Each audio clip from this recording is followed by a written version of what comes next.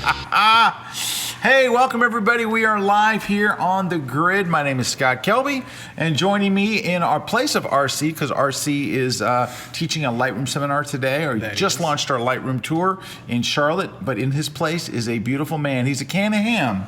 He's the human trader hitch, Mr. Brad Moore. Where do you even come up with this stuff? I don't know. It just comes out as I say it. Brad, good to have you over here. Yeah, good to be here. You notice his lighting isn't as good over here. It's not. I'm okay, though. He loses something. Speaking of lighting, guess who our special guest is here? So, to my right here is Mark Astmann. Mark and I have been friends for many years. You're a lighting expert, wouldn't you say, Mark? So, yeah, I know some lighting. Baloney. He's product manager at Elinchrom for many, many years, and you're working with Elinchrom directly right now, right? Yes, I am. So, anyway, Mark has been here this week. Mark and I have been working on some projects. I've been doing a big, long, complicated class, and Mark is here to make sure that I do all the technical stuff, you know. He's kind of a geek, and so it's true. We needed a geek for the stuff we were doing. Without him, we wouldn't have been able to do half of what we were doing this week. Yeah, let me tell you, Mark is the boss. And so since Mark was here, I asked him to come on the grid because we do a ton with lighting here. We have a ton of classes and stuff. And Mark knows everybody. Mark knows everybody intimately. Well, I mean, knows them personally. Yes, personally. Some intimately. One. Anyway, but just Joe. So we have so many questions about lighting. just McNally. He knows McNally intimately. Well, it's interesting because the way I came to know you was through McNally. Exactly. Same here. Yeah. Well, that's exactly right. Yeah. Joe said you wanted to go out and shoot a tour. Wondering if we could loan you some Rangers to do it. Yeah. So they loaned me an old Ranger. It's an old thing. It was a 74-pound battery pack. No, Yeah. Just kidding. But pretty close. But it was new then. It's old now. It was new now. Yeah. Now we use little tiny battery packs. Can we get one of those? Do you think we could get? Who could we get one of those? But Wani. Yeah. Are you still in the studio? When you get a minute, could you grab us an ELB 400? Just one from just where the pack. we're shooting. Yeah. So we'll talk about the packs we use now, but we used to use these really heavy ones, and now they're so small and tiny. Like but anyway, so we want to take your questions about lighting today. We're going to talk about lighting and stuff, and that's why we have Mark. He's got all the technical stuff. Brad and I have all the pretty stuff. Yeah, that's true. We just bring the eye candy. That's right. Mark brings West. Hey, before we get started, we got some great giveaways. Oh yeah, so you got to watch till the end of the show to get all the info on it. But at the end of the show, we're going to give away a Dave Black light painting workshop in person, right? So you get to go and do the workshop live. So it's happening with Dave. Kind of toward the end of October, but stay tuned for more details. I will say this before we get there: Dave gives the best workshops. Unbelievable. He's one of the greatest guys, an incredible photographer. I would kind of say that Dave is actually probably the father of modern light painting. I think that he's the guy that you would think maybe through his he has a blog that he writes called Workshop at the Ranch. Yep. And I would say through that Workshop at the Ranch, he probably brought light painting to the forefront. And he teaches it at Photoshop World, but you can go in an intimate group with Dave. We're going to give away a ticket to that today, and that's a really great value. We're also going to give away a full and entire year of Kelby One online training. You get a year membership to our online training community. We have a book to give away. It is Classroom in a Book. It's Lightroom CC and Photoshop CC. CC? That's Spanish. Anyway, I thought it was pizza. It is as well, CC's Pizza. So we're giving away that today. We're probably going to give another book away. They didn't tell us which one, but later we're going to give away all that stuff. So, what's the first Mark, step? what do you have to give away? No, I'm just kidding. Mark, Sweat. I got a wallet. Yeah. Oh, it's hot. We did a shoot outdoors yesterday, and thankfully it was like we were in 30 the minutes shade, maybe, and we're 30 minutes. We all almost died. It was just. Oh, it's miserably hot. Unbearable. We don't get to do it till tomorrow afternoon on a golf course. We're doing a shoot on a golf course tomorrow, so that'll be fun. Hey, Juan's got the ELB 400. Can you drop it in there? Juan doesn't like being on camera, so he'll let his hands be a little on camera, but Juan's very shy. All right, this is what we're shooting with now. There's the head. This little tiny thing is the flash head. This little tiny thing is the battery pack. So this is the Elinchrom ELB 400. Yeah, let's put it up a little further. Now, so you guys who've been watching me for a while know that this is the pack that I take pretty much everywhere. Now, this one is kind of new, the ELB 400. I was using what would you call the Ranger Quadra. Right. And this is like the newer version of it, the ELB 400. So that's tiny. the battery pack. This is a lithium-ion battery. That's a lithium-ion battery. Where are we at here? There we Take go. the head out of the shell. Oh, take the head out of the shell. Okay. Here. Hold on. Right here. We're taking the shell off the. Look how small the flash head is. It's ridiculous. It's smaller than a speedlight. Yeah. People Helps go, if I unscrew it. look, doesn't there it? we go. Look at this. That's the flash head. This is it, right? So this is just a reflector that we're putting on top, on the front of it. But that's how small the flash head is. And it's light. It's lighter than any speed light. It is. It's 6 ounces. It's 6 ounces. There should be like a dinging sound, right? You go 6 ounces. Ding. So since I'm over here, I'm still watching the live chat, and somebody just asked how much for this kit here. So there are 4 different kits. You decide on which head you want. We have a head if you're doing standard portrait photography, architectural type of stuff. Or we have one that's designed for sports. So one's called a Pro Head. That's the slower flash duration of the two. And the other one is called the Action Head, and that's a shorter flash duration. The single head kit with a Skyport, which is our remote controller and fire, starts in at $1,700. And then they go up to a double head kit with 2 batteries and a hard shell case and all that, and that comes in roughly, it starts at, I think it's about $2,400. Cool. Now, there's also a secret thing. Can we tell them the secret thing that nobody knows about, but it came out in May? Oh, you can. I can? Yeah. It came out. Oh, I in can? May. Yeah, sure. Okay. No, it's not secret. Okay, there's a secret thing. It's not secret. Well, I didn't know about it until today. So It was Is it, secret. is it a not well marketed thing? So Is that it's what it is? yeah, I don't know what it is, but so this same pack looks like this, same size, and all this kind of stuff, right? But it's a Quadra. It's the old version, right? They sell the Quadra, right, with a head. Yeah, so What's the deal? we call it the Living Light Kit, and it's based on the previous version of this product, which was called the Quadra. But what we've done is we've put the older battery in it, the lead acid battery, Right. but basically the same head. And this product in April used to sell without a Skyport for roughly $1,700, and right now it's on the market with a Skyport, $1,000. $1,000. Now, here's the thing. That includes the wireless radio trigger, the Skyport. So this has a Skyport built into it. Then it controls the flash, and you run the flash from the top of your... Yeah, the receiver's built Right. in here, and then you Right. just put the Camera on trigger transmitter on on top, and it works on the really, camera. really well. So it's $1,000. I couldn't believe it. When I heard it today, and I'm like, are we allowed to tell No. anyone? Is that secret? Should no one know? If somebody bought that and decided, hey, I actually want the lithium-ion battery, that Absolutely. works. That still works with No it. problem. If you buy the lithium-ion battery, well, first of all, the lead-acid battery will give you 120 full power pops, and if you put And the full lithium, power is how many watt seconds? in this case, it's 400 watt seconds. Yes. And then if you go out and buy the lithium battery, the first time you're going to have to buy the lithium charger too, because the charger is different between the two. But it will give you 280 full power pops with the lithium battery. and the lead battery is a little bigger, a little heavier, but right. But still incredibly Still lightweight. great. Yes, that weighs weighs nothing. 2 kilos, which is 4.4 pounds. Yeah, and with 4 the, pounds is this.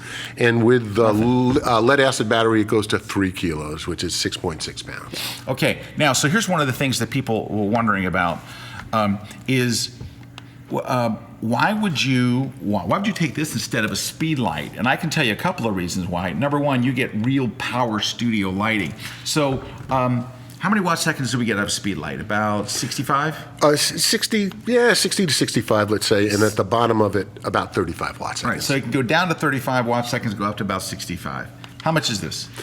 That one goes down to 7 watt seconds and up to 424. So 400 plus watt seconds. That's the difference. Speed light. Now, speed lights are not cheap. You buy a Nikon or Canon speed light, they're $550 pretty much. So here we're at, well, you can get the Quadra for $1,000. This one's about 17, but this is the deal. Now, why is it the deal? It's got 2 ports on it. So you can run 2 heads off of here. So you can run, and we do it quite a bit, where you run 2 flashes off just the one pack. So that's nice. Now, also, one pack is more power. One port is more powerful than the other. Because there's times, what if you want to shoot it like f2.8? Right. Like you want a really shallow depth of field, but you want studio lighting. Well, a lot of times in the studio, you're just flat out of luck. You know what we do in the studio? Well, why am I telling you? You know what we do in the studio? We'll put a neutral density filter on the front of it just to be able to get the light, the camera to be able to shoot at 2.8, right? But this thing goes down to 7 watts? Is that 7 right? watt seconds. 7 watt seconds. So anyway, we've been shooting this with this all week. We absolutely love it, and this is like my go-to location thing. You do see me occasionally use a speed light, but anytime that I'm not teaching a class and I need to use light, I always go Well, now I say Well, get the ELB, but it and was just between using Elinchrom for so many years and doing the Light Issue to Retouch It tour and everything, we have basically the entire line of modifiers. So it's like, why would we not be using their yeah. We get to lights use too? every Elinchrom softbox, which are my favorite ones anyway. So Well, the other thing you might look at over a speed light is the fact that we offer a modeling light with this, and sometimes you're in situations where you're going to need that modeling light for either your camera to bite into the subject so you can focus, or we needed it today. yeah, exactly. We did a technique today where we're using a delay. So the flash, you open your shutter, the flash goes, your subject moves, and then it fires. We set it to 2 seconds, basically. So we had a dancer. Let me see if I can show you a shot. I think I have one I can show you. This is not a finished shot. That's not it. Oh, where did it go? Oh, hold on. I got it. Give me a second. I got it. while you're doing that, let me ask Mark a question because we got some questions in the chat here. Can this do high-speed sync? It cannot do high-speed sync, Okay. but it is capable of doing hypersync. So let's see if we can talk basically about the differences. High-speed sync comes into play usually with speedlights and with some of our competitors' products. And the idea is that when we exceed 1/250th of a second, instead of getting a full frame being open, we get a slit that travels up. And the question is, how do you light that slit? High-speed sync has decided that the way they do it is to pulse the light as that slit moves up to keep it almost like a constant light so that we light the whole frame. There's a couple of problems with that. The first one that any of you who have used this before know of is that we lose a lot of power. We lose a ton of power with high speed. Right, because you can't get the capacitors up to full power.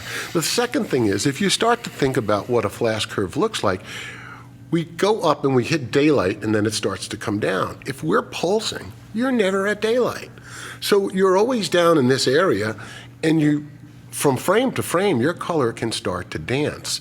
This is why some of our competitors either have a color accurate mode or a freeze motion where color's going to be off. And so Hypersync instead was developed by a company called Pocket Wizard, and what they do is they look at the full flash curve and they take a slice out of that full flash curve so you've got daylight when you're actually shooting.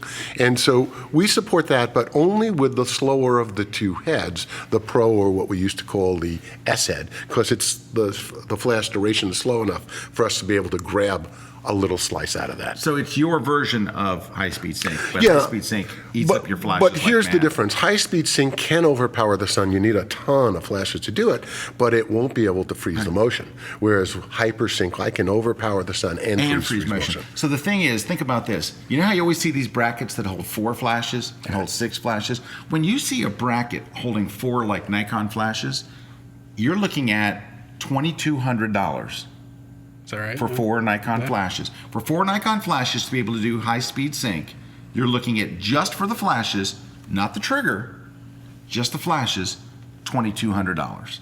So that's a definite. That's why people go, well, am I going to spend this kind of money?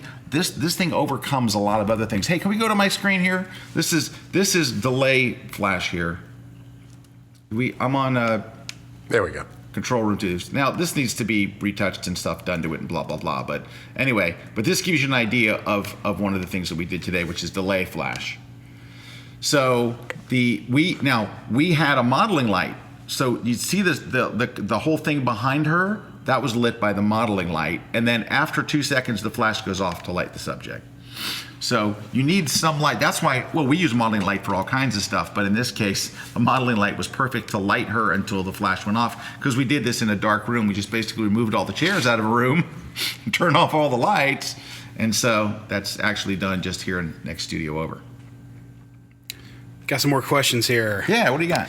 All right. I have the Deep Octa from Falcon Eyes. Don't know what Falcon Eyes is personally. They're a company out of Asia. Okay. That makes And with the inner bevel and outer bevel, it gives incredible soft light. But when do you use that modifier with either the inner bevel or outer bevel?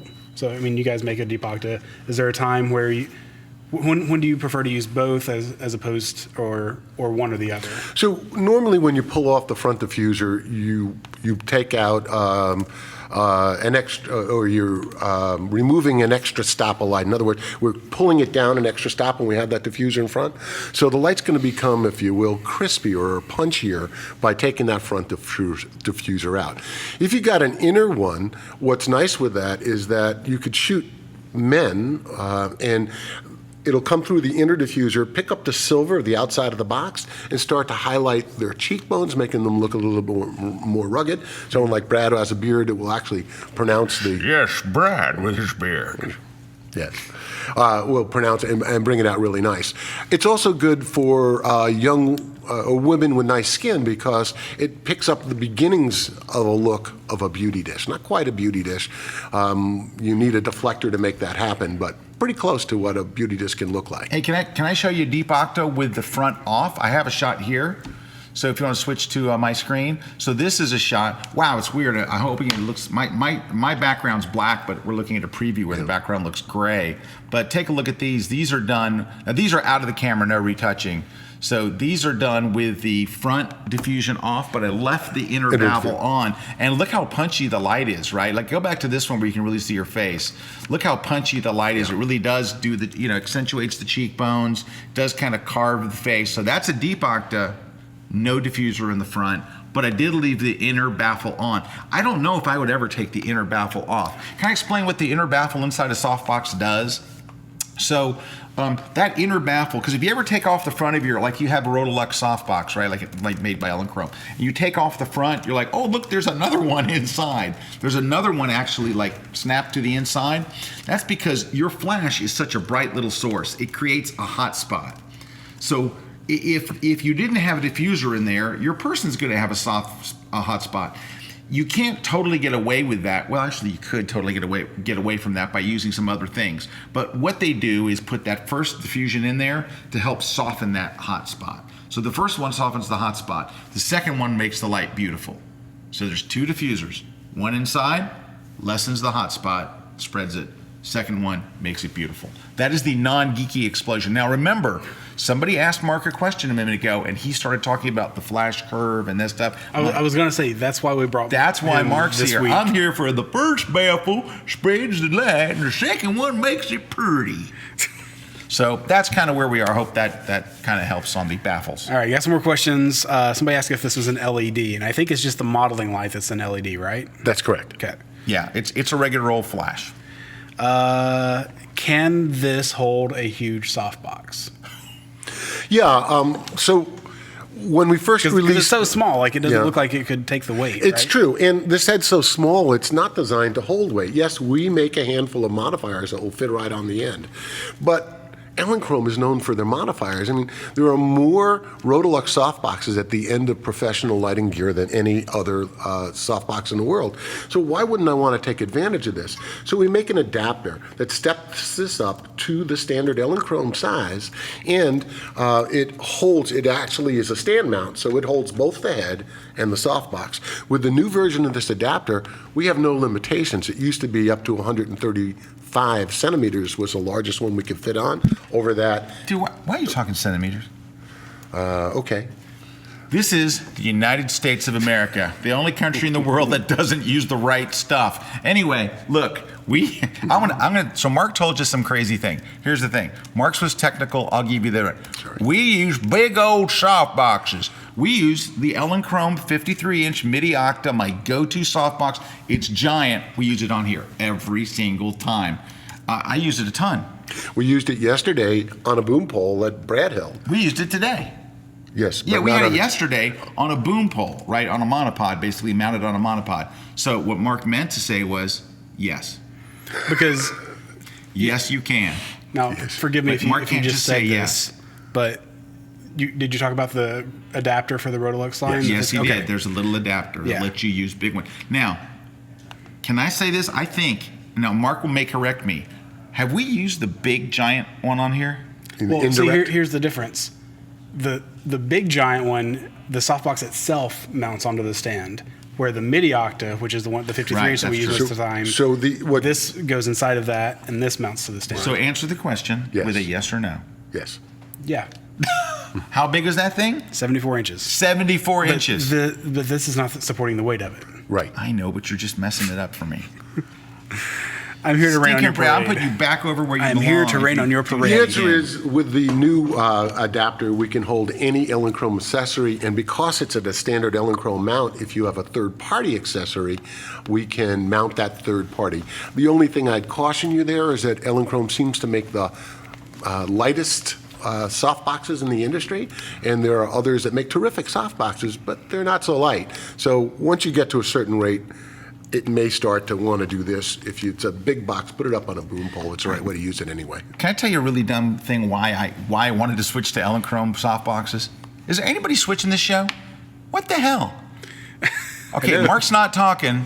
There we go. Who is switching the show? Raise your hand. Come on. Who's switching this thing? Put the crack pipe down. What's going on? All right.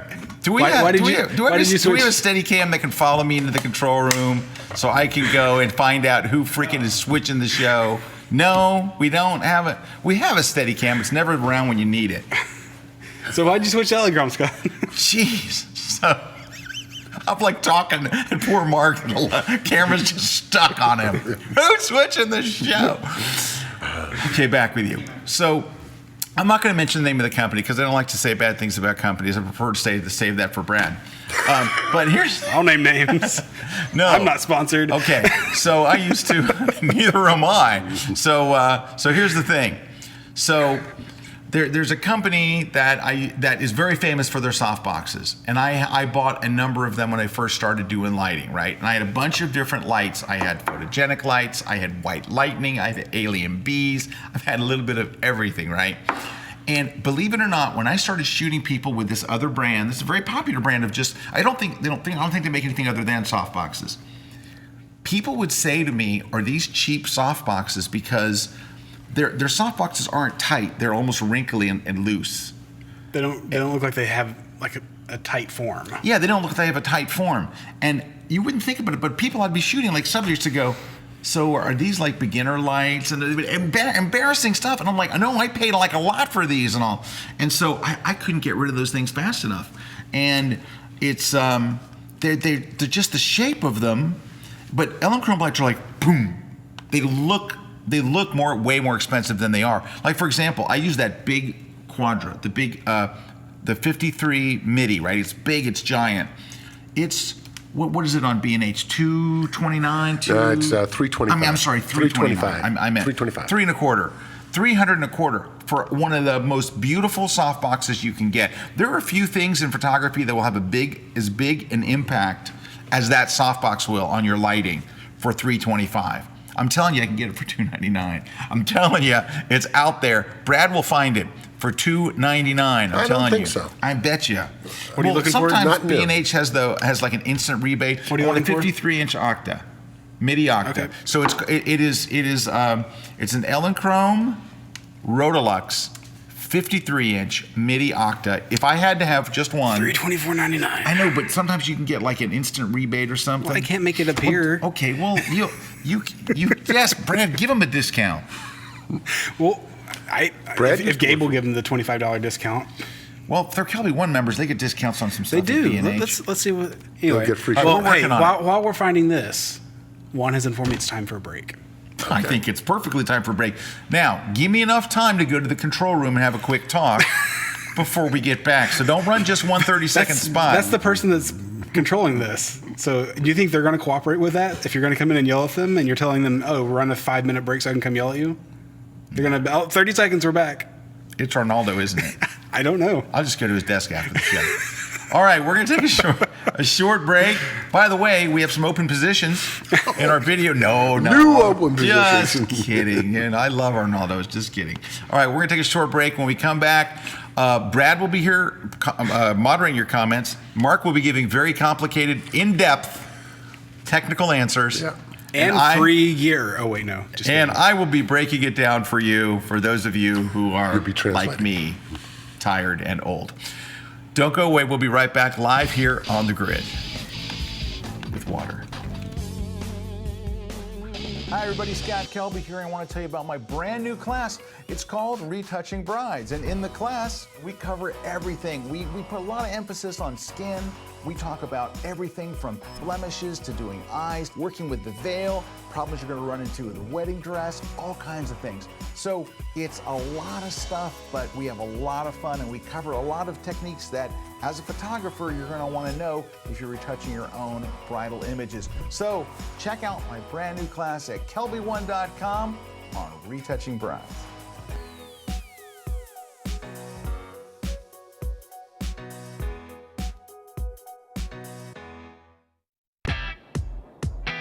Hey guys, welcome in the Netherlands, Amsterdam. This is my home country and my name is Frank Dorhoff. Working with models, that's what I love to do. That's where my main passion is.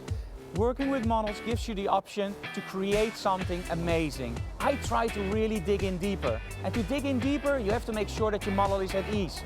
How do you pose your model? How do you style your model? How do you make sure that your image really tells that story? If you want to know more about working with models, check out my class on coaching and working with models on kelby1.com.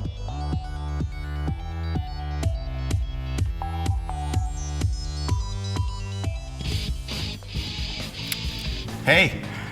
You didn't come back bloody. I tried to find the discount for you. Sorry, it's Yeah, $325. okay, it's $325. You know, so I said maybe I'm wrong. What did you say? I said it happens often.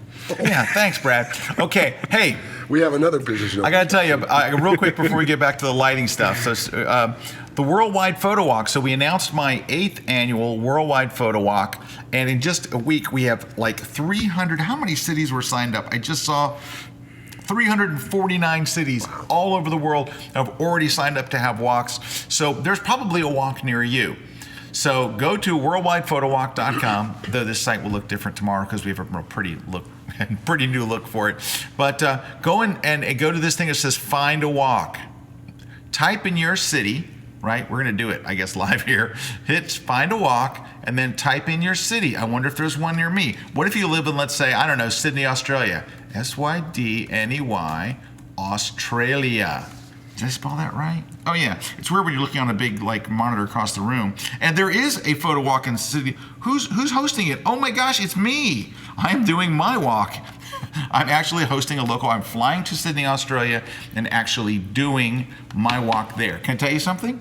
This is an interesting story. You're taking me with you? Yeah, that's Not taking you with me. No, we used points for the entire trip. Nice. The entire cost of the trip was $55 in taxes in business class. Oh my God. All the way to Australia, over to New Zealand, back to Australia, and home. God bless Delta. I don't want to argue with you, but something tells me that's not right either. Because I looked at cashing in some points to go to this Sydney, Australia, and it was going to be $113 I think you got for coach. for tax. Yeah, for the extra whatever. You got the wrong person. All right, let me ask you a question, and this will make a difference. Are you a diamond medallion? No. Well, you're certainly platinum. No. Let's just move on, because I don't talk to people that are Back not to at least questions. What is the flash understand. duration at full power?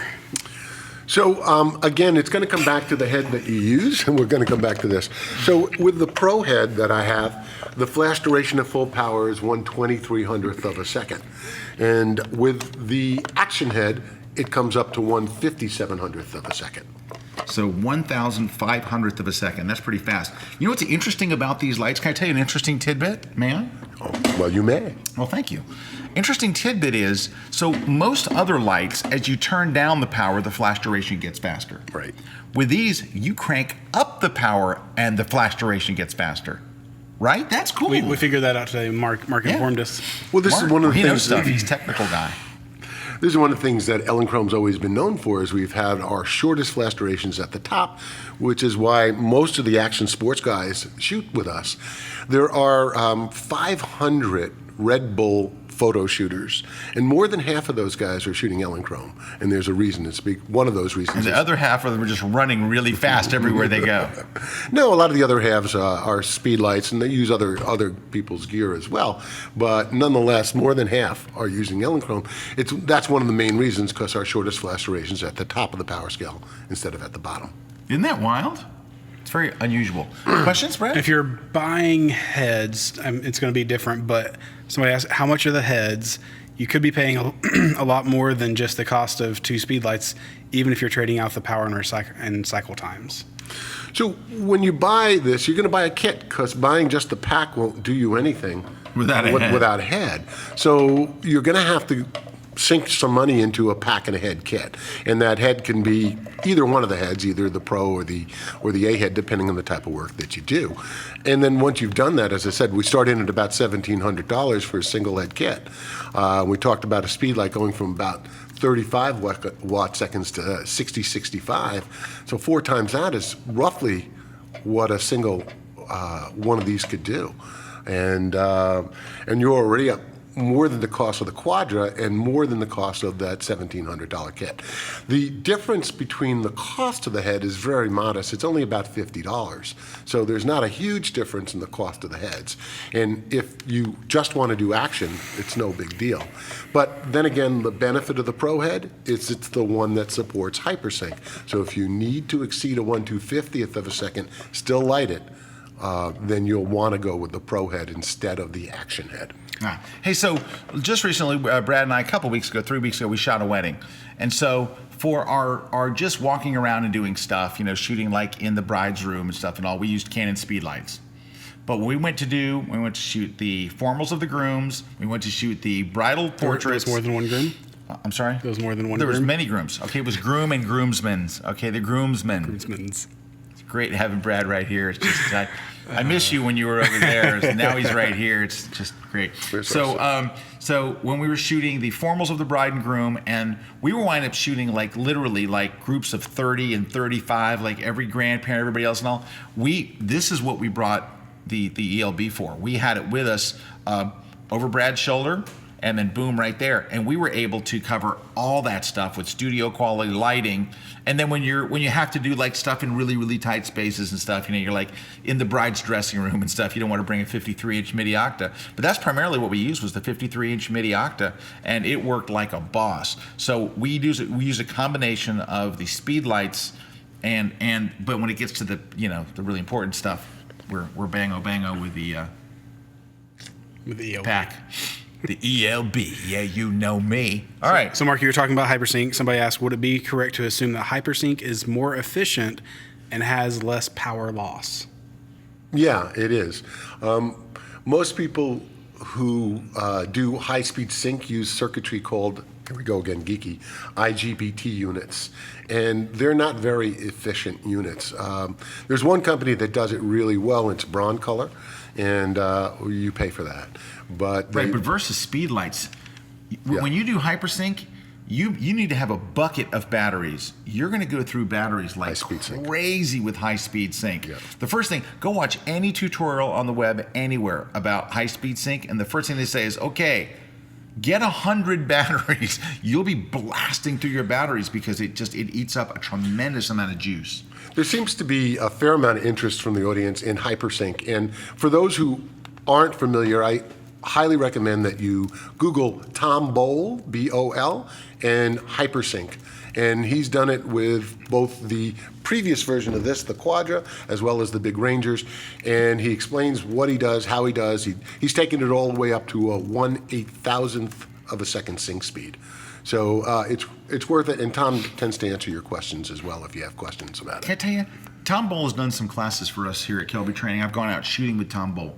Tom Bol is one of the nicest guys in our entire industry. Yeah, absolutely. He really is. Tom is just such a gentleman and such a nice guy and such a heavy drinker.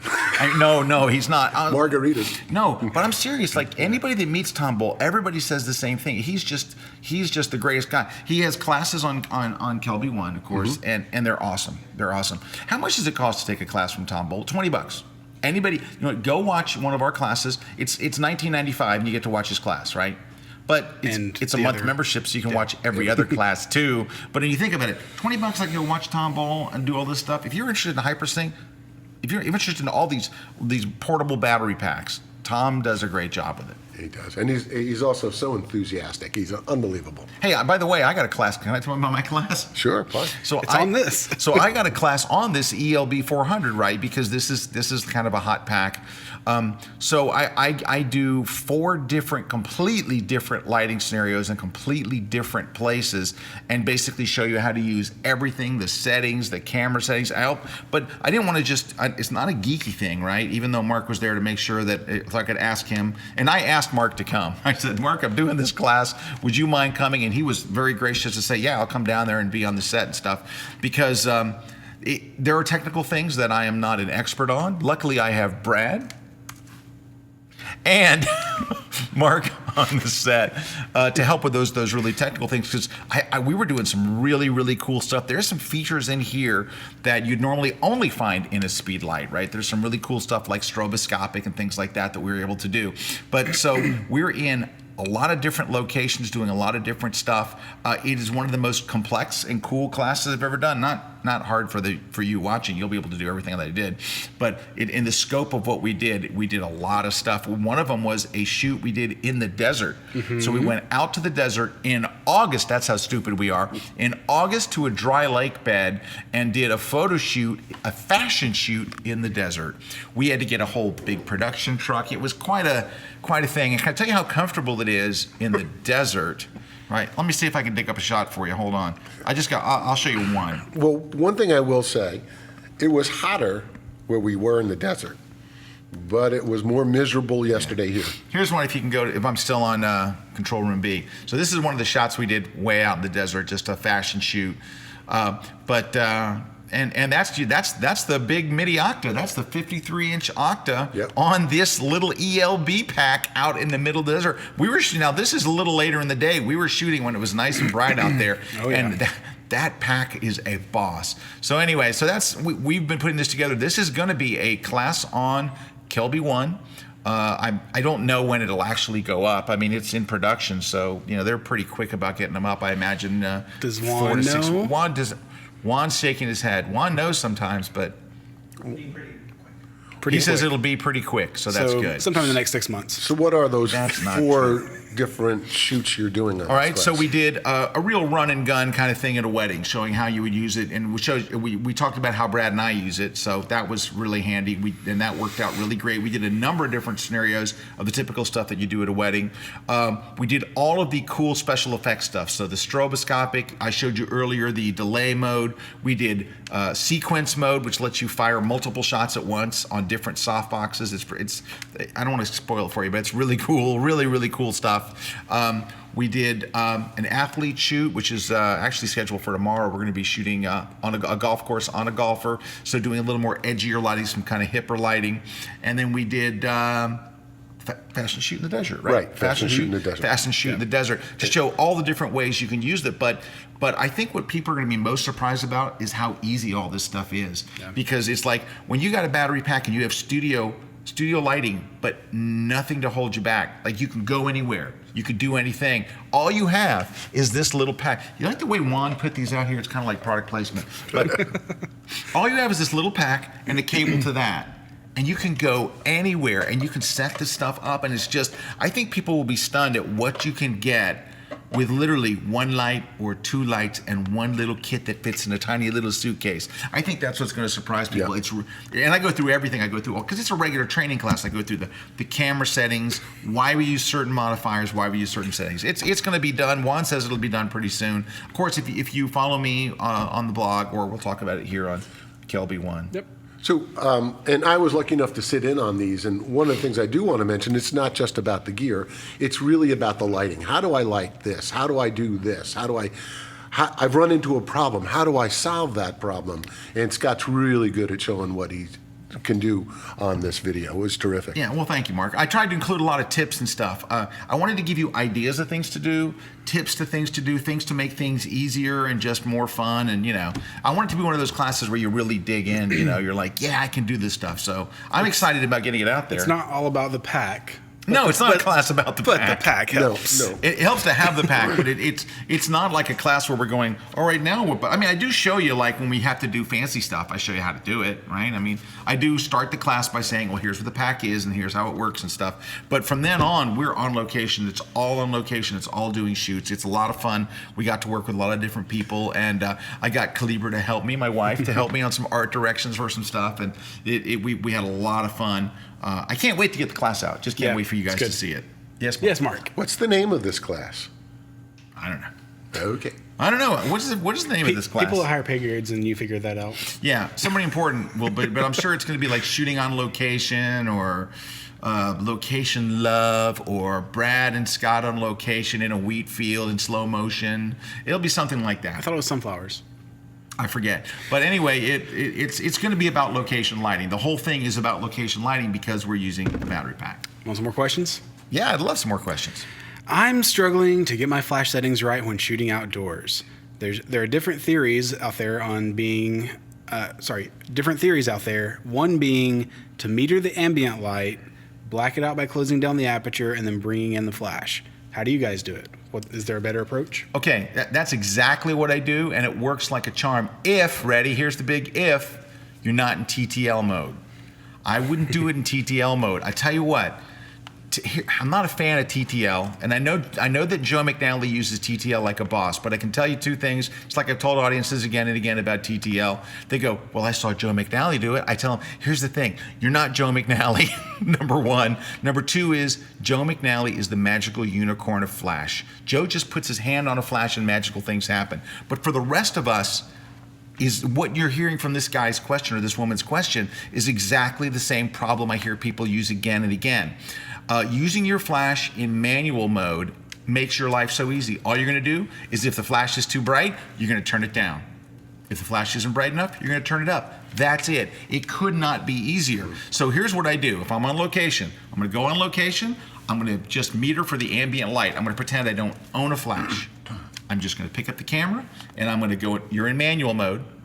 I can tell you right now, I'm going to set my shutter speed at 1/125th of a second. So I'm not going to touch it. So I'm on location, 1/125th of a second. I'm going to go to manual mode. I'm going to move my f-stop until the little meter that's inside your camera stops in the center, and it's proper exposure, right?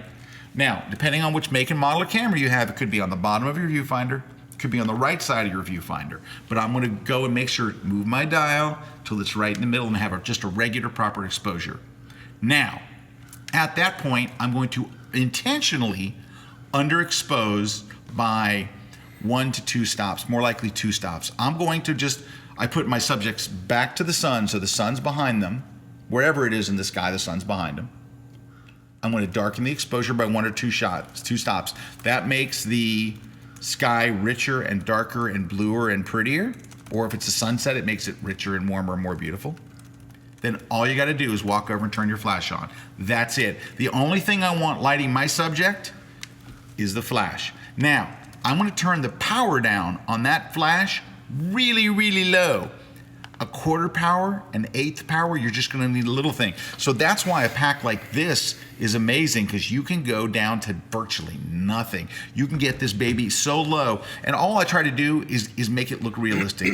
Get a nice mix between the ambient light that's there and the power of the flash. You do not want to overpower those outdoor shots because it looks really artificial. It looks really like, oh, you just turned a car headlight on and hit them with it. It's the number one mistake that I see that people do outdoors. You want it to blend in and mix nice. Brad. So, would you say this pack is kind of a short pack?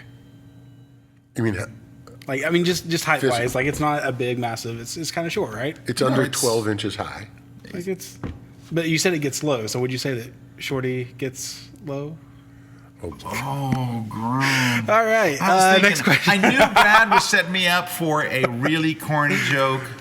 You know, it was, Sort of got low. All right. Here's it a was question. you who asked him to come on. Them baggy sweat pants and the Reeboks with the straps. Somebody's gonna get a picture of You this and like turned it on and give that big Photoshop bookie a it. slap. Okay, so Here's a no. question for Mark. Mark.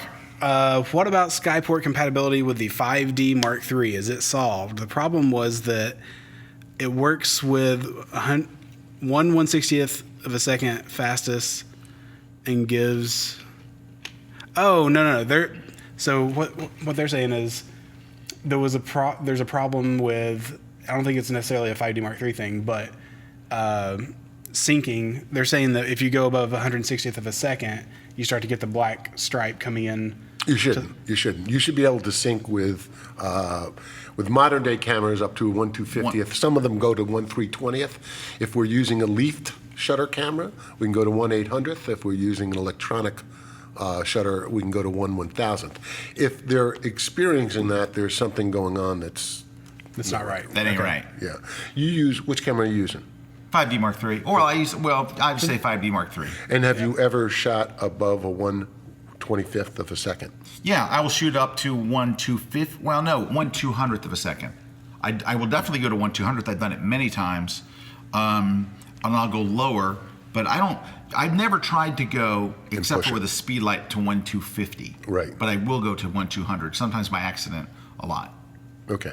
And you've been able to do it? Yeah, no problem. Yeah, so I think when we first brought Skyport out, there was an issue with the 5D Mark II, and that was resolved within a month of release. So, but that was, oh gosh, it's got to be 6 years ago or so. I'd call Mark at home. I'm going to give you Mark's cell phone number. Please do. I would call Mark at home and say, Mark, how do I get a newer one that has that fixed? Because that's not, I will say that's not right. We've definitely used it at 200. And it may not be the Skyport, it might just be a setting in your camera as well. All right. Scott, when you talk about wedding photography, you get a twitch in both eyes. Is that a bad sign? Well, I'm going to explain it to you the way I explained it to my wife after the last wedding that I just shot. We're at the dinner table and I come home and I'm just whipped. It's always a long day. It's very, very hard work. I'll say this, I have a part of me that loves it, in that you're there seeing one of their happiest days in their life. You're seeing a lot of love and a lot of laughter, and that's really great. And trying to capture that is a challenge, and it's fun and all, but it is the longest, most stressful. The reason why wedding photographers make so much money is they earn it. So when I got home, I looked at my wife, and she had made me a meal. I'm like, oh, God bless you. And I picked up my knife and I said, honey, take this knife, and if I ever say I'm going to shoot another wedding, I'm giving you permission right now to stab me 200 times to talk me out of it. I found out that this was a lie because just a few weeks ago, I walked in his office and he's like, hey, guess what we're doing next Saturday? I know, because every once in a while it just happens, but it's... This time it was for a good family friend. Yeah, it was for, my pastor's daughter. So, but anyway, here's the thing. It's really, really, really tough work. So yes. They've heard me talk. We did a whole show about it afterwards because we ran into some really, really, really tough challenges.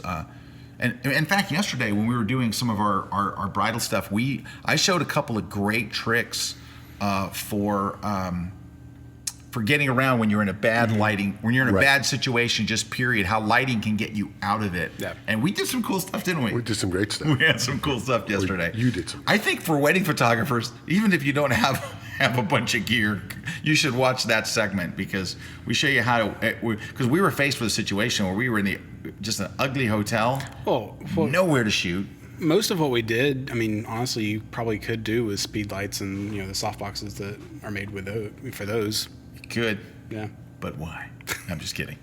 I think we've already more or less answered this one, but I'm pretty sure the answer is no. Are there any light modifiers that don't work with these small diameter heads? Are there any, is the question, are there any Elinchrom? That would be no. Everything works with these heads. There are third party, as I said, if they're too heavy, even that adapter is going to want to do this on a regular light pole if it's just too heavy. So if you've got a real heavy one and you're trying to use it, it's not an Elinchrom, put it up on a boom pole. Because you're going to have the adapter for that. Right. That fits the Elinchrom stuff, and then you're going to have another adapter on that to fit. Maybe not. It could be a third party mount. Like for instance, Westcott makes some soft boxes and they make an Elinchrom mount. Right. I could buy that that's mount true. And I could put it right at the end. That's what I'm saying. That's another adapter. That's more weight that's going to be added just to fit to the adapter that fits to that head. Right. So, this person must be very geeky. Can you explain a little more about the IGBT? Was that the thing? Was that the... Yeah, that's just the circuitry. That's Lyle. Lyle's no. This is Sean. I was going to say Lon he's got a big giant brain head. No, he was the one that asked about the small diameter head. Oh, he wants to know more about the IGBT. No, Sean does. Yeah. Sean does. Yeah. That's Sean, Yeah. S-I-A-N. That's what I know I Sean. said. She's from the UK. That's She's why I said very she was nice. That's Sean. I know her well. I see her at my seminars. She's awesome. I know. Yeah. It'd be It's not really, seeing Sean. It's way Scottish. too geeky here. And if you just Google IGBT, they'll give you a whole bunch of information about it. It's a very geeky type of a subject. And with that, Juan has again informed me it's time for a break. Juan is very informational today. Where is Juan? He's jibbing it. Oh, hey, he's on the jib. All right, we're going to take a short break. When we come back, more geeky stuff, more lighting stuff, and more love. Always. Always on the grid.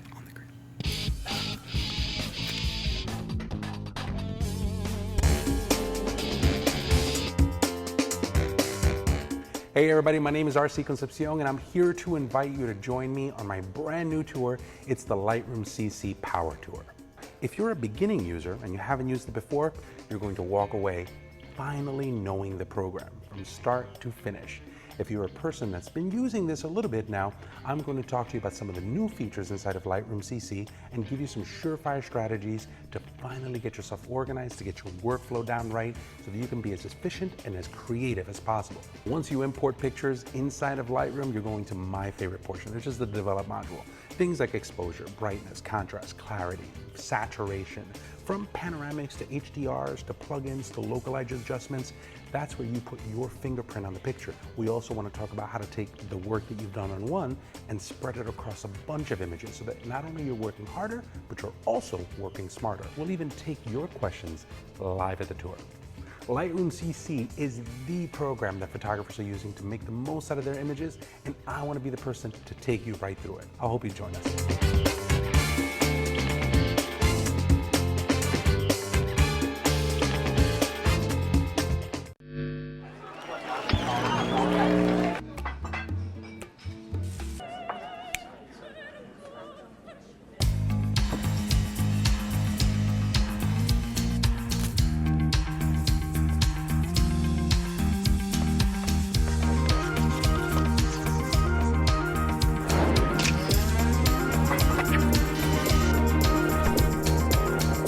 Create your own space at squarespace.com.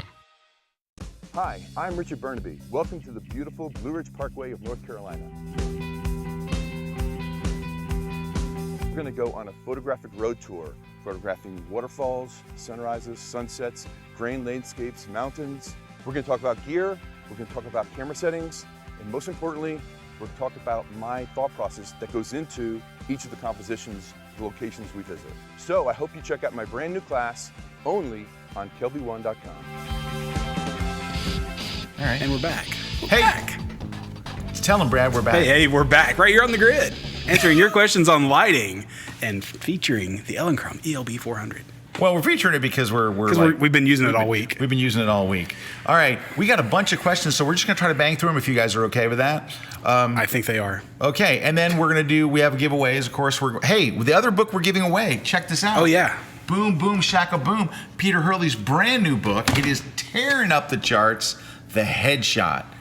Peter, all right, I got to give you a disclaimer. I worked as the editor on Peter's book, so anything that I say is tainted. But this is a freaking awesome book. Even though I want to tell you I did edit it right, but Peter did a brilliant job. You know, so you probably love Peter, right? You know what's great about this book?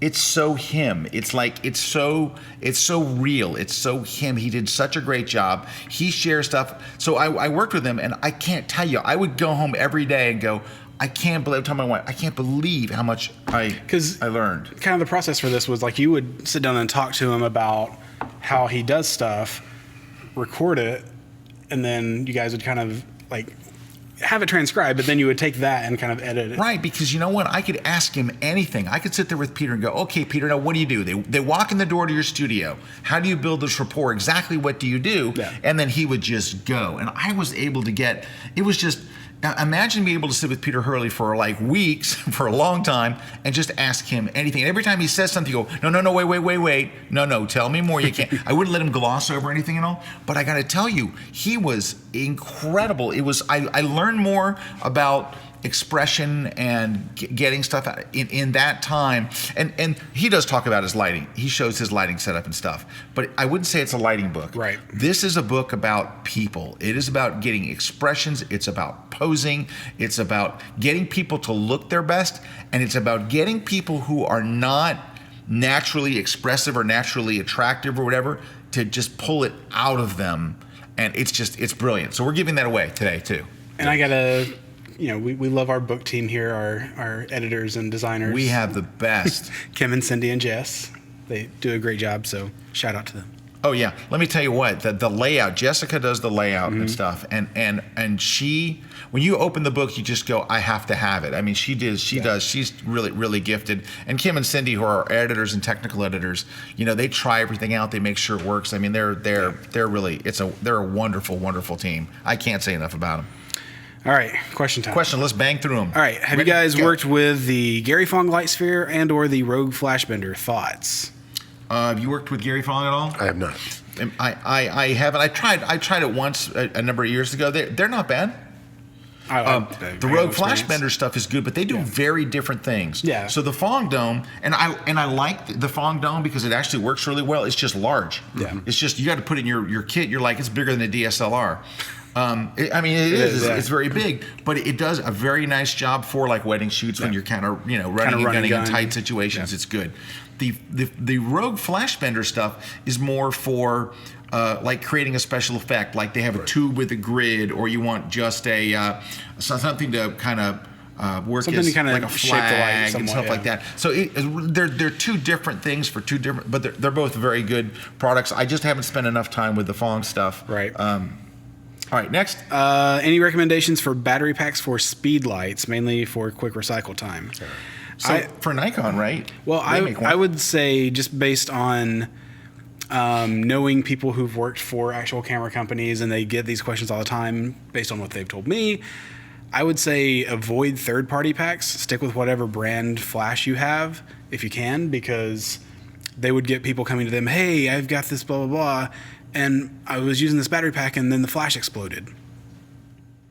You don't want your flash. If your flash explodes, you got problems. You're going to have a bad day. So I would say stick with whatever brand you use. Yeah, so I know that Nikon makes one that you stuff a bunch of AA batteries into it, and it works well, and it does speed up your cycle time. Does Canon make one? I honestly don't know. We'll look it up. All right, next question. What third-party speedlights do you recommend? I use Photix, says this person. Photix makes very nice flashes. If you're brand new, because we have Photix flashes, and honestly, they work great. We've used them many times. They're awesome. If you're brand new to flash and you're like, you know what, I'm not sure I'm going to use you're flash. On a budget. I want to try it, and I want to sink a whole bunch of money into it. Go get a Yongnuo flash for $70, $75. They work, and they're very inexpensive, and I don't know what else to tell you. They work, but I would say that's your, just I don't have a budget. I just need a flash. I want to try something new, or you're adding a second flash and stuff. But I mean, they don't have all the features of like a Nikon high-end Nikon flash or a high-end Canon flash. And I use the Canon flashes. I've got these 600 RTs, which have the built-in radio, not line of sight, like real radio stuff in it. They're nice.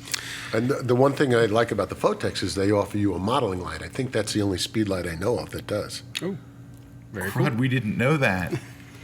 They have a modeling light? Yeah. Does it really come on like and stay on like one of the Nikon ones? It's actually pulsing. Yeah, but it actually looked good. Really? Because I tell you what, putting a strobe light on somebody and calling it a modeling light is not good.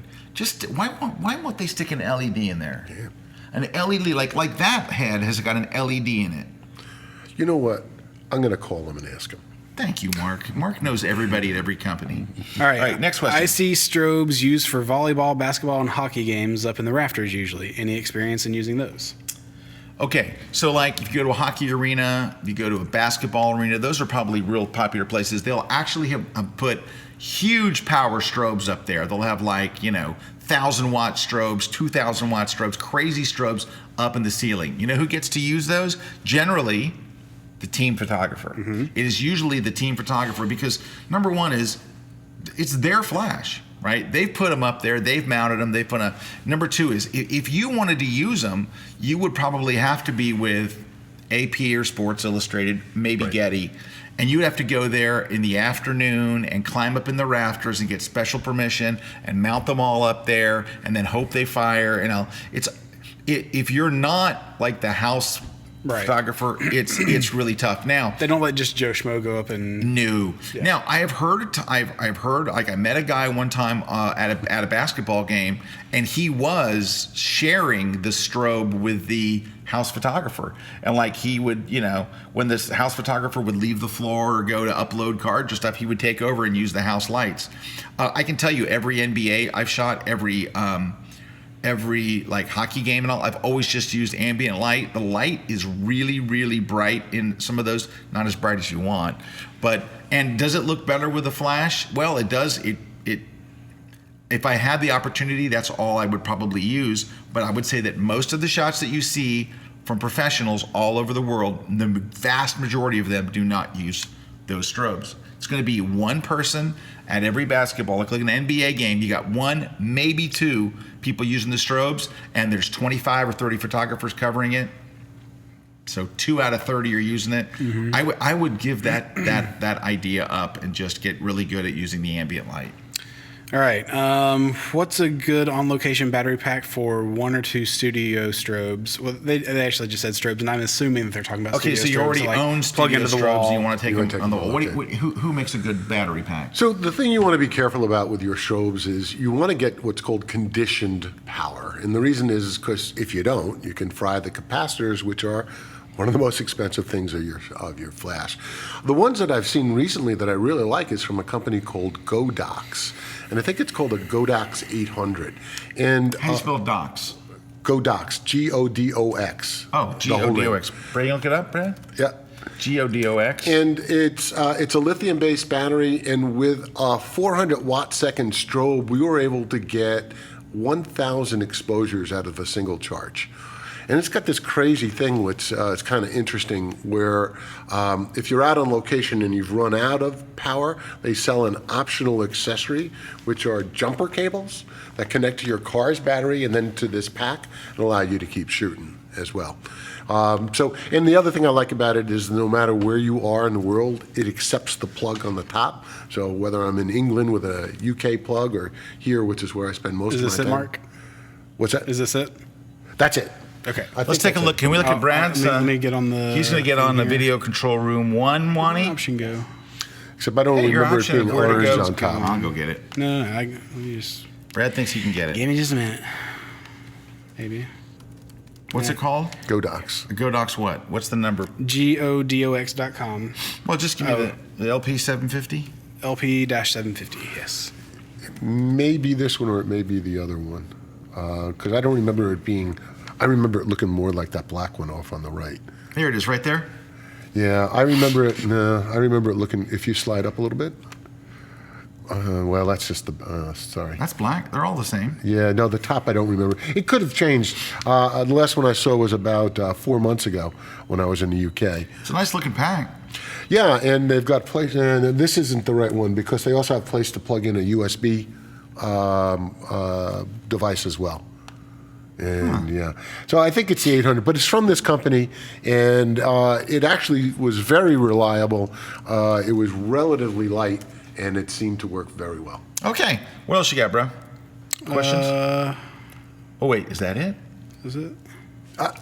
That looks the like 800X. Do you see a USB port? Up on the top. Yep, that's it. That's it. Mark says he says it's the 800X. Well, you have to pull it up. Okay, hold on.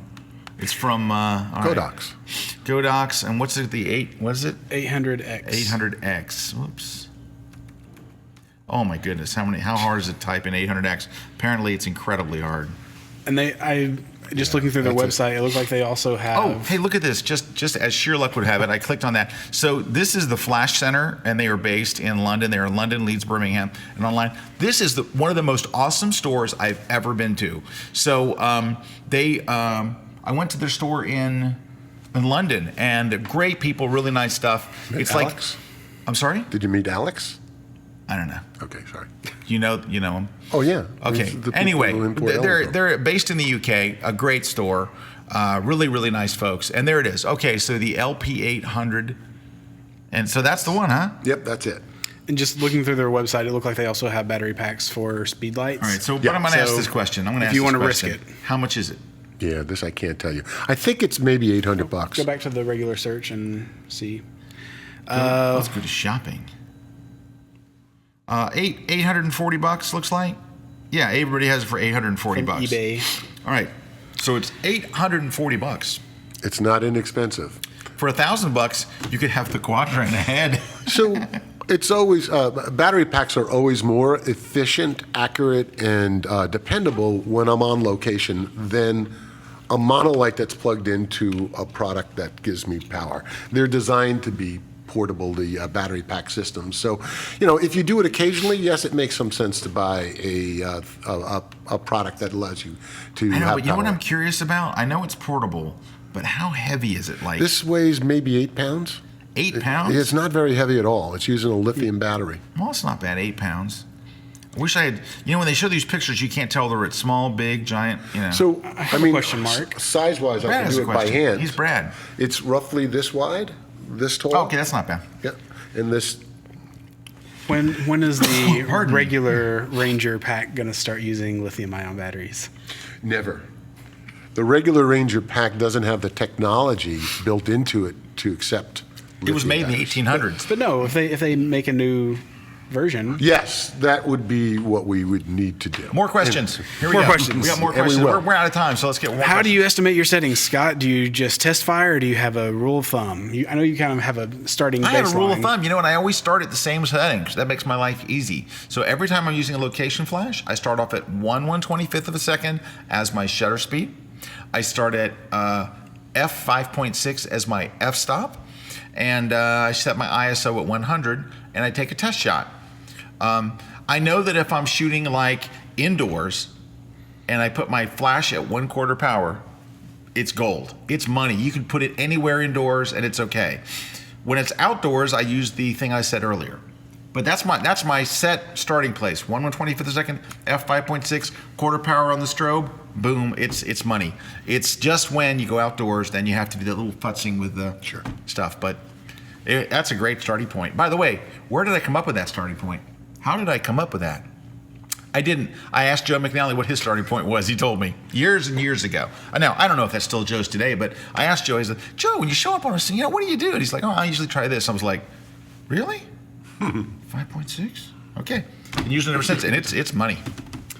I think we kind of talked about this already, but should you use studio lights for sports photography? That's kind of what we talked about earlier, right? Well, you start popping flashes at a sporting event, you'll be the first one off the field. They'll throw you out faster than anything. You're not allowed. Like if you shoot an NFL game or something, and you pop a flash. Not there. You would have to pop the flashes before the game when they're maybe running off the field. You might be able to do it, but But what about the ones that put the strobes up in the rafters? Well, those are for the team photographer. Yeah. So what's But the those difference? strobes aren't, because those strobes are firing down. You don't even notice those flops. You wouldn't even know sitting in the crowd or anybody else or even shooting the game that those flashes are going off. You start firing a flash at a player on the field, Yeah. eject, you'll be gone in a second. So for shooting a live event with flash, I wouldn't even think of it. Unless you were the photographer. Unless I was a photographer. What about zooming your? No, unless you were the stadium photographer. I wouldn't use a pop-up flash, period. I mean, like an Oh, not a off-camera pop-up flash. No, it would have to be, mounted to the ceiling. And most football stadiums that we shoot in don't have a ceiling. You look up and you're like, oh, there's the sky. Oh, there's a flyover. The NBA only lets us use certain types of flashes within the arena. So for the That's right. the shooters, and they have to have a very short flash duration, so we don't blind a player when he's coming up for a layup. And so it doesn't interfere with television cameras. And There's all Exactly. kinds of that's. Elinchrome's one of those lights that we can do it with. Of course, Elinchrom, of course. Short So what about zooming your flash for effect? That came in a while ago, so I don't know exactly what they were referring to, but. I'm not sure either. I mean, you can obviously zoom in and out with like a speed light will let you change the zoom and stuff, but I'm not sure. And also, ProPhoto's got that zooming reflector type of a capability. I'm not sure if that's what they're referring to as well. And it's just subtleties, what effect will it give me? All right.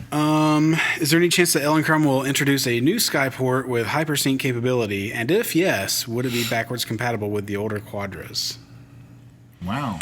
So last week, Elinchrom announced a alliance with 3 companies, Seaconic, and also with Photex. And Pizza Hut And was Pizza the Hut. 4th company. So Seaconic's really simple. They're just going to make meters that allow you to control and pop either Elinchrom or Photex lights. Photech, real simple. They're just going to make an adapter so that you can mount any Elinchrom accessories onto your Photex lights. Not your speed lights, obviously, but they're Indra. They're 500 and the brand new, I think it's a 350. And then the biggest one for me is that Photex is going to help Elinchrom design the next level of Skyport.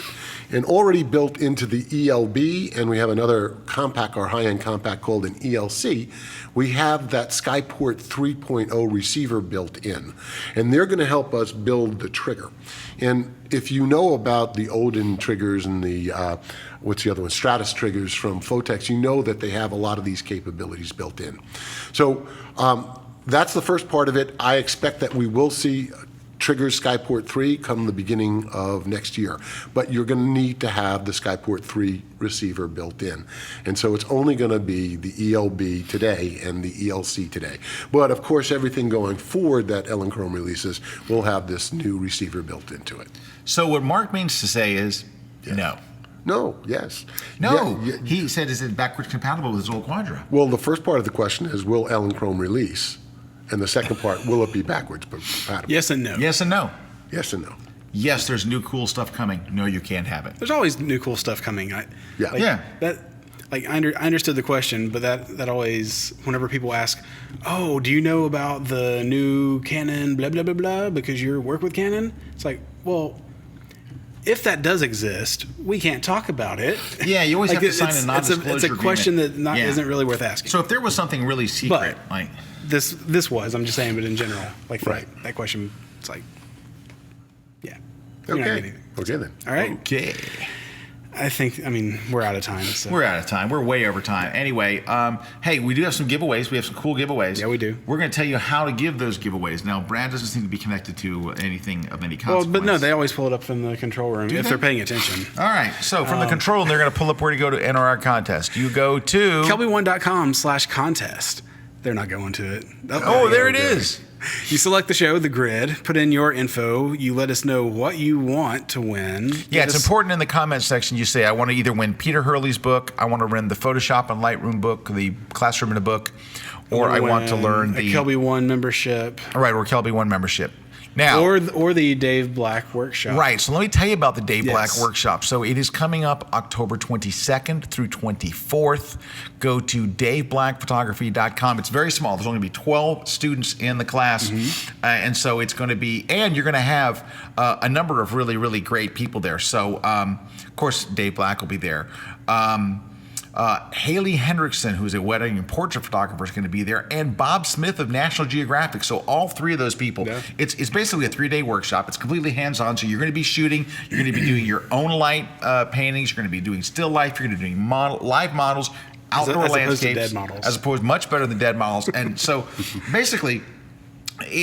I'm telling you what, it's 3 days that will blow your mind. I guarantee you talk to anybody that's been to a Dave Black workshop, they can't say enough. Oh, and like even people that get to come to Photoshop World, they go to spend an hour with Dave in one of his classes, and their minds are blown. This is 3 full days. All right, true story. Last Photoshop World, not this year, but last year, my class was on after Dave's, right? So like I was waiting, I was back in the show office, and my assistant's like, hey, it's time to go on stage. So I get my laptop and I walk in, I open the door, I expected the room to be empty. Dave was still teaching. So Dave was running over. But he had a model on stage that he had light painted, and he said, let's look at the final shot, and he brought it up, and the whole class was like, I mean, it was amazing, because with a light painting, you don't see it till the final image, right? Yeah. You open the shutter, you take a light, and you paint it with a flashlight. And you keep going and keep going and keep going until it closes. And it was, I mean, we were like, wow. So these are light paintings like taken in complete darkness. And then you put the light where you want it. And it's just, it was pretty cool the way they pulled that up there. Kind of made up for what they did earlier. Well, kind of. Anyway, so So that's the thing is it's amazing. So just here are the contents page. If you want to be able to go to Dave's, and you can go learn more, of course, at his website. Yeah, if you want to find out where it's at and all that stuff, if you Right. to get flights there, whatever. Okay, but I'm telling you what, it's you'll have an amazing time. So go check that out, and we'll let you know who won. Yeah. All right. So Mark, where can people find out more about you? Any place? No, not a place. Mark, all right, Twitter. Well, no, not really. Not really. No, they can contact you. Just say it. You're on Snapchat. He's a big Snapchat guy. He was doing Snapchat before any kids were doing it. He was the first one on there. So there's nothing there's nothing to know about Mark except for he's a beautiful man. Come see us at trade shows if you're out at one of the Photoshop Worlds or you go to any of the national big lighting shows. Photo Plus Expo coming up. Photo Plus Expo. New York City. You're from Jersey, right? I am from Forget about it. The guy's from Jersey. About it. He'll be a Photo Plus. Come on. Oh, Joey. Okay, so that's Mark. Brad, where can people learn more about you? Not like they don't already know too much, but... They can find me at Be More Visuals on Instagram, Twitter, whatever. But actually, just starting today, there's another Instagram account called Cause Beautiful. They feature a different photographer every week, and this week it's me. Oh, great! Starting today, yeah. So Dude, right go here. to the Cause right. Beautiful Instagram and follow me there. And there's been a bunch of guests. Schnitzel. Well, he said Mazel Tov. I was trying to come in with something. I don't know. So yeah, just go check out the other people that Jägerschnitzel. have done stuff there. It's really good stuff, very inspiring. And then Brad Takes Pictures. Yeah, bradtakespictures.com or bradsbeard.com. Yeah, he registered bradsbeard.com. It takes you right to his Why stuff. not? I would do Embrace And it. Scott, where can people find more about you? I'm on Twitter. I'm on Facebook. I'm on Skelby. the face page. I'm on the Twitter. Scott Kelby on Twitter, Skelby on Facebook. Just go to my blog, Scott Kelby. Hey, I got a new blog up today. I noticed that. I went to log in on so something the other RC day. helped me design. Well, RC helped me. RC freaking designed my new blog, and it went up today, and I'm just still learning how to use it. But it's a fresh, new, clean look, and it's Well, because your other one, it had been so long since the look had been it was updated. unbearable. You couldn't even upgrade the WordPress backend to the newest one, but it's all brand new now. Hey, can I tell you who's my guest blogger today? I know who it The was. awesome Frank Dorhoff. Frank. Frank shoots Elinchrom. Yeah, he does. Frank's a good friend. Hey, also, he's a great photographer. He wrote a great book, and we got a brand new class from Frank. That's why I put him on this week. Oh, It's like, Frank's hey. got a brand new class. We actually went to the Netherlands. So Frank is from the Netherlands. We went to the Netherlands and shot it. It's a location lighting class. There's my new blog. There's my new blog. Hey, it's Ooh, new guest logo. blog Wednesday. Da-da. You know what? That's been my logo forever. Just no one's ever seen it. I think of the old blog, it just kind of no one saw it. But yeah, see how it's half camera and half book. Like I'm a photographer, but then I'm an author and a magazine publisher, and I don't know. Anyway, I like the logo. But now you can actually see it. But that's Frank right there. Go to my blog today, read Frank's blog, and then go catch his new Kelby 1 class. How much would it cost you to watch Frank's class? $20. Yep. But then you remember you can watch every Tom Bowell, other class for Joe 30 McNally. days. You can go watch McNally. You can go. Hey, we're going to get Brad to do a class too on concert photography. So we have some Yay. concert photography classes, but Brad's going to do one here on shooting because Brad shoots like every big name you can think of, and he shoots the hell out of them. By the way, he's a fantastic. I love when photographer. you mention all the people that I've shot that I haven't shot. I know, but you know who he shot? Justin Bieber. Come on, you have. I have, yeah. All right, what is there after that? Well, you always say Paul McCartney, and it pisses me No, off. it's Ringo. Because I've not shot Paul McCartney. No, it's not Paul and I want McCartney. to. It's Ringo, man. Yeah, he's I done have a shot great Ringo. job. He shot Ringo. It's fantastic. All right, guys, we're going to go. We're going to say tiddly boo. It's time to go. I'd like to thank our friend here, Mark Astmann. Thank you. Thanks for having me on. He's fantastic. And Brad, always good to see you, mate. Good to be here. Thank you for having me All right, on the guys. main disc today. Thanks to all our sponsors, and thanks to everybody who interacted with us on the blog today. Juan, thank you. Thanks, Juan- Arnaldo. Juan, you were stunning today. Arnaldo, let's have a talk. All right, we'll talk to you guys next week on Bye. The Grid. Take care, everybody.